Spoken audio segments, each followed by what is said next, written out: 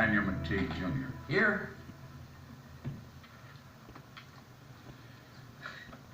Your great-uncle Joe has chosen, for reasons I assume he's explained, to transfer to you all his assets, including complete control of his commercial, personal, and financial affairs.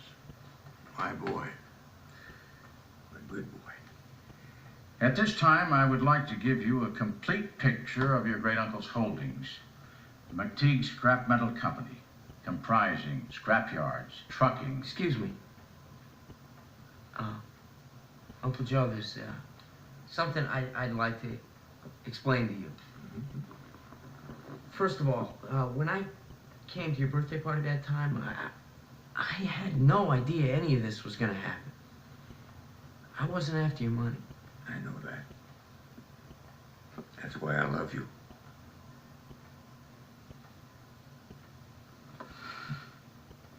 Joe, I have to tell you something. What? I'm gonna take such good care of you. You're a good boy. Is that it? Yeah. Well, that was lovely. As I was saying, the McTeague Scrap Metal Company, comprising... Stop! Sign nothing. What the hell is this? Oh, my. If deceit has a name, it's his name.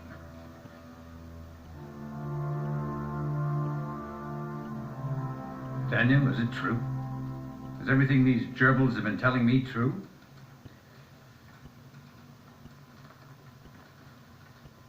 Dad. Dad? Yes, Dad. Daniel McTeague Sr., his father. His real father, not the actor he hired to come to your house last night. Daddy. They told me that, Daniel. Is it true? Yeah, it's true.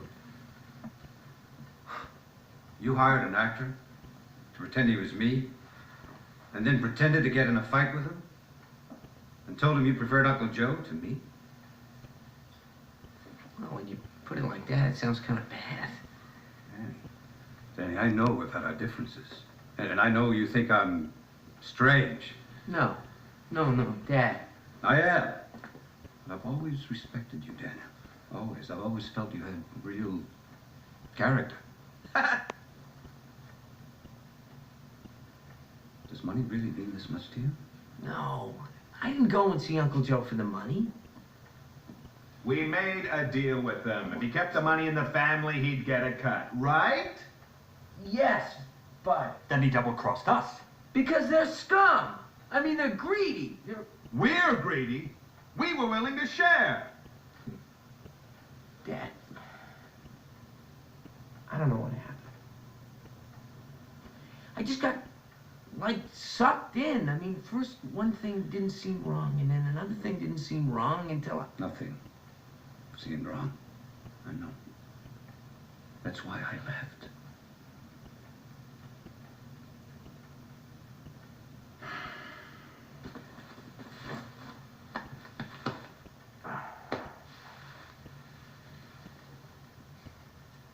How are you, Joe?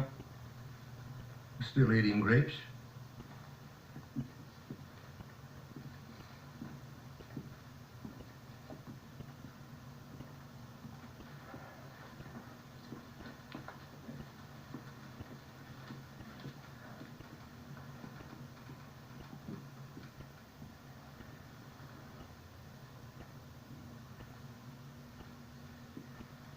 Uncle Joe.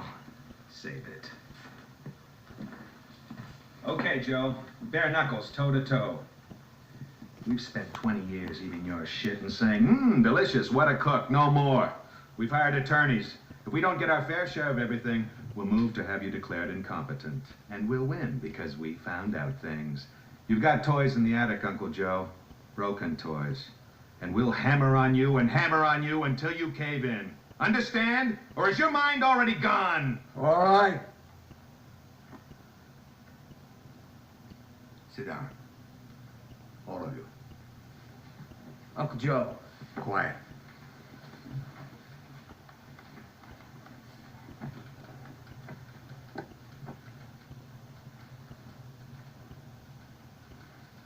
Go ahead. As I was about to say before the circus came to town, your uncle's holdings at their peak held a net, mind you, financial value of just under $25 million. At the moment, however, he is $95,000 in debt.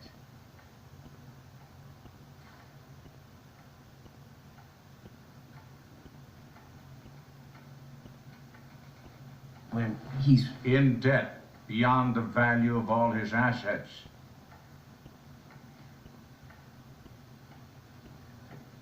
The room, is it doing this?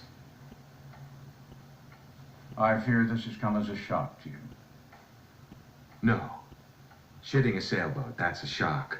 This is a fucking catastrophe! Your uncle's trip to Washington was not for a military contract. It was to work out an arrangement with the IRS to keep your uncle out of jail. That has been accomplished, but everything is lost. Everything. Plus, some arrangement will have to be made for the $95,000.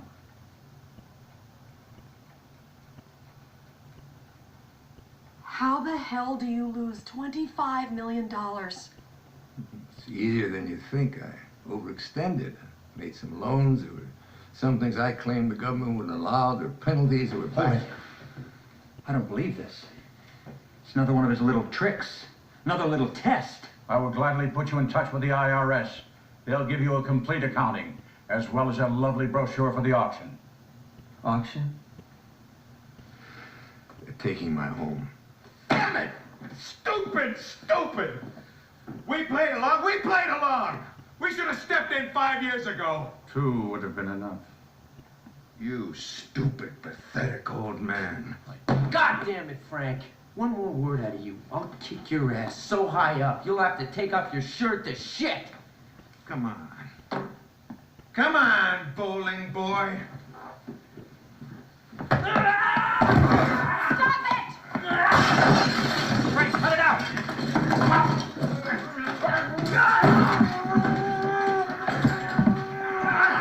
Stop! I've got a metal plate in my head. You do? No!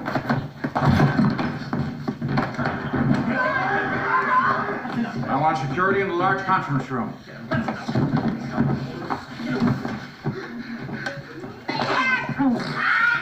You're insane, you know that?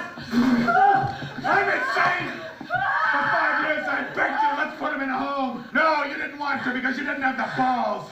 None of you have any balls! Frank, I've been waiting to do this a long time.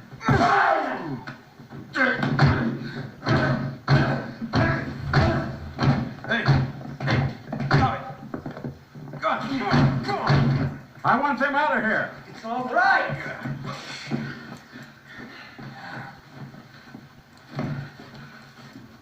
We were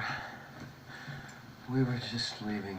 Anyway, what do we do now? Nothing. We wait around to dance at his funeral.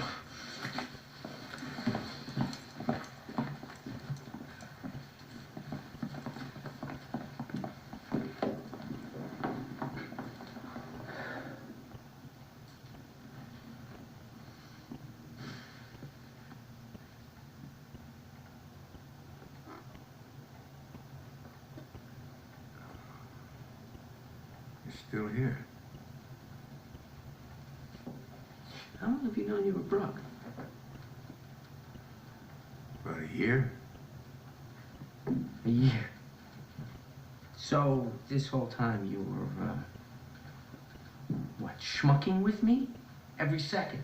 Danny, please. I had to find out. I had to know who'd take care of me when they found out I had nothing. And care will be required. Your uncle's physical condition is degenerative, and whoever assumes control over his finances will have to oversee the liquidation and sale of his assets, assume responsibility for the outstanding balance, and of course there's our bill. We will need you to sign these papers. If you'd just told me the truth. I mean, I'm not saying I'm a perfect guy or anything, but if you'd have just told me the truth, maybe I could have felt some compassion. You know, some responsibility. Just the truth! Truth is, I'm an old guy. I'm broke. I need help. Not now! Then! Now's no good. Now's too late. I crawled. I begged. I lost my girlfriend. I hate that you did this. Danny, I had to find out who loved me. Who? Nobody. Nobody loved you. Why should they? And what's there to love? What about you is there to love?